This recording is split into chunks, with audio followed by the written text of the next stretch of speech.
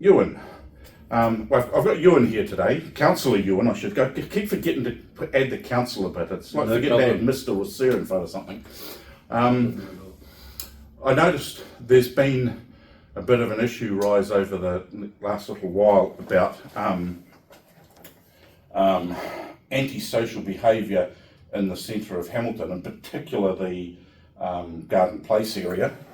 And the reason I'm here today is because I saw in the paper, which something I don't read very often to tell the truth, but you know, I happened to be in a cafe and lying on the table was one of the free newspapers with you and the mayor and something else in the picture, and this whole article on this issue, and that you've got some proposed extra bylaws to help deal with this. And I was just wondering if you, instead of me having to read the entire article and read the explanation because I'm lazy, but also so viewers of my channel can see it. Can you sort of explain what the bylaws you're planning on and what the expected outcome is? Sure. So my characterisation would be slightly different in the sense that this isn't necessarily a new thing. We've had antisocial behaviour in Hamilton for a couple of decades, and certainly in the last 10 years the level of antisocial behaviour in the CBD has escalated. I've noticed that quite a bit being in town a lot, especially in Garden Place. I've noticed things that haven't really bothered me, but I could see how they could affect participation and use of Garden Place, for instance, is a big one. So certainly over those last sort of, from now going back, council with other affected parties, other agencies, NGOs and obviously departments of government have been working on multiple strands to try to eliminate the ultimate reason or occurrence of homelessness, the root source of the problem. And of course it's multifaceted. If you've ended up homeless, it's for an array of reasons, whether it's mental health, whether it's addiction, whether it's poverty. All of those things add to why you end up living on the street. And it's not unusual for it to generally be a combination of those three.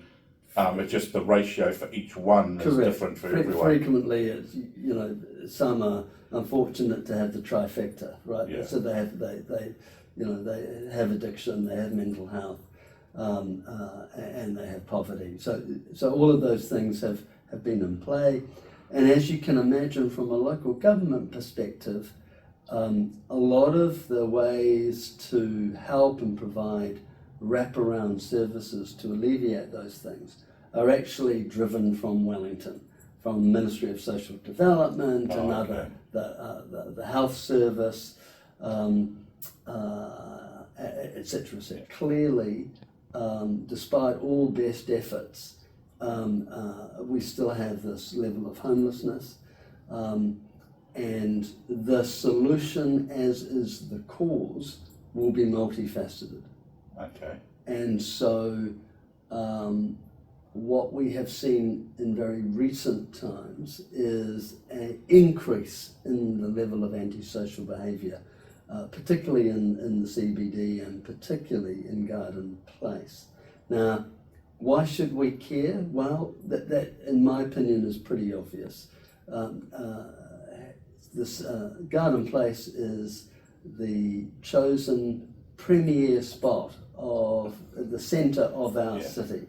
It has primacy. It's the essence of the CBD, and it is a beautiful place to enjoy and to activate, and so and businesses surround it.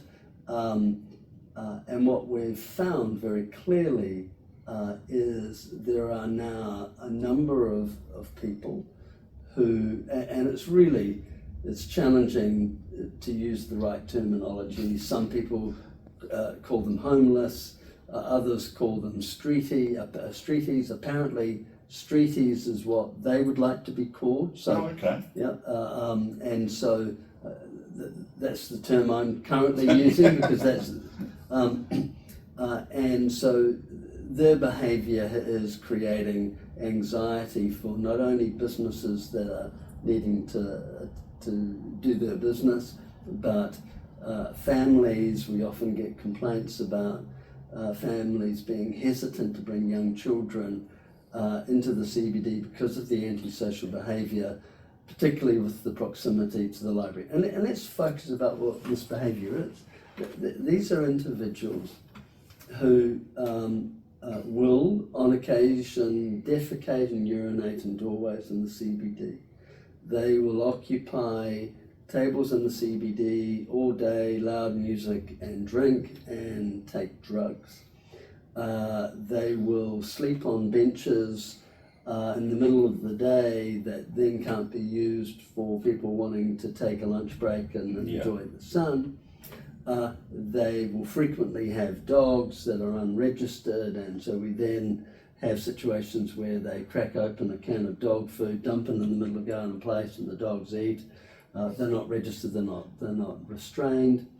And then we have situations of violence where they fight amongst themselves. So all I've suggested is, amongst all the other tools in our toolbox, we need to add a little bit of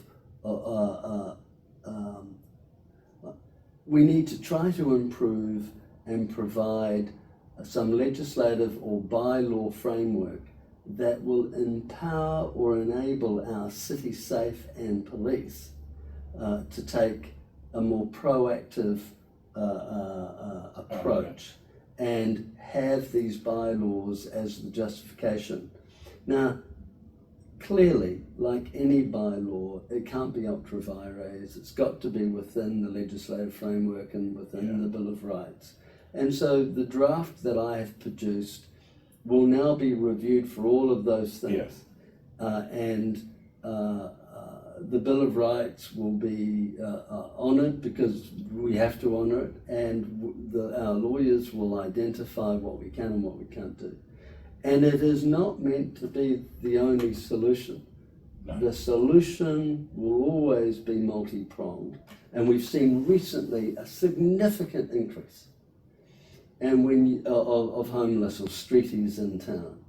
And that's actually causing more violence. So there were multiple arrests in the last few days in Garden Place with fights. And that's because these new streeties are coming from other places. They're coming from Auckland. Now look, I will never knock someone for wanting to leave Auckland. Neither will I. But to be frank, if you're a streetie and you want to leave Auckland for Hamilton, in my view, you're not welcome. Now that will seem harsh, but I'm sorry that I've somewhat taken the gloves off. Having said that, I'm not ignoring the fact that we do have to provide services and lean into existing services, but we also have to make it really clear that we want to take the CBD back. Now, I often hear this argument, what about individual rights? They've got the right to do this. And they do. But I would argue their individual rights do not erode others' individual rights for unfettered enjoyment of our key city centre. My view is a holistic approach is required. It needs to be multifaceted, and it's not about one solution that's multifaceted. So it's got to be all of those things. So in terms of the types of bylaw we're talking about, well, some of them are really simple. And in a mature society, you'd probably think you wouldn't need to introduce them.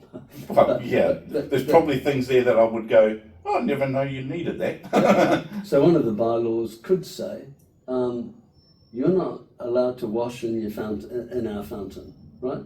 You're not allowed to You can walk through the fountain as kids and play, Yeah. but you're not allowed to go down to your shorts, take your shampoo, and wash in our fountain, because it's simple.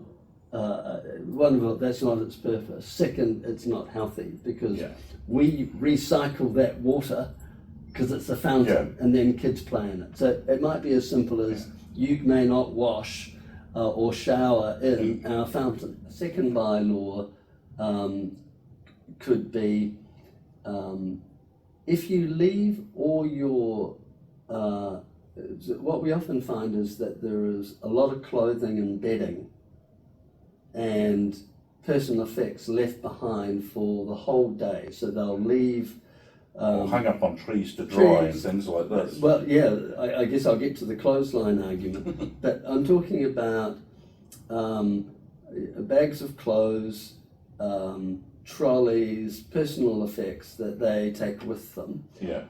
Now, my point is, if they then just leave those there and disappear for 5 hours and go into the library, we then have a problem of littering in our city. And so if the bylaw could say that, if you leave your possessions for a period of time, and we can discuss the period of time, councillor's going to pick them up and we're going to store them for a certain number of days, and if they're not claimed, we're getting rid of them. And so another bylaw, and this would be slightly trickier, and it's one about loitering, where we frequently have people who will hold up on a table in Garden Place for prolonged periods of time, drinking and causing noise. But, well, let me rephrase that. If they were causing noise and spending there all day and engaging in loud conversation, in theory they haven't breached any law, right? Yeah. And so there's going to be this fine work needed to be required to be done about a loitering bylaw. Yeah, so I think that gives you a broad outline of the thinking. I remind everybody that this is a process. The process is this: we have drafted some bylaws. I'm saying that the bylaws could be an extra tool in a toolbox. Yeah. That the bylaws will have to be reviewed by our legal experts in terms of any potential breaches of the Bill of Rights or any other legislation. Any fine-tuning in or changes that would be required in editing would then be made. We are then working towards a workshop where we can have a broader discussion holistically about all the multiple elements that need to be brought together, both in terms of a potential destination for streeties during the day, what funding could that be, what is MSD looking at, what's the state of homelessness and the MSD. So it's quite an involved process, but it starts with ruling out the things that can't legally be done or that would be a breach of people's rights, etc. Getting those out of the question to start with, and then discussing the remainder and how that's going to be and then you formulate that, and then you've got to consult on it. Yeah. Right? So there would be then, we don't introduce a bylaw without consultation. No. Right? We just can't arbitrarily introduce a bylaw, so we would then have to go out and consult. There are some very good, clever elected members, there's some very capable, competent staff. We'll rely on the best legal advice, we'll engage, we'll have a workshop, we'll hear from the agencies who have been at the coalface and must be themselves really frustrated because it's not improving.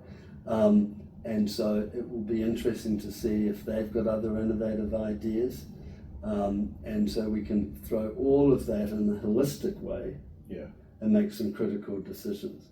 And that's what good local government, good community governance and participation is all about. Yeah, that's how it should work. Yeah, absolutely. Well, thanks very much for your time. You're very welcome. Good to catch up with you. Yeah. And get it straight from the horse's mouth.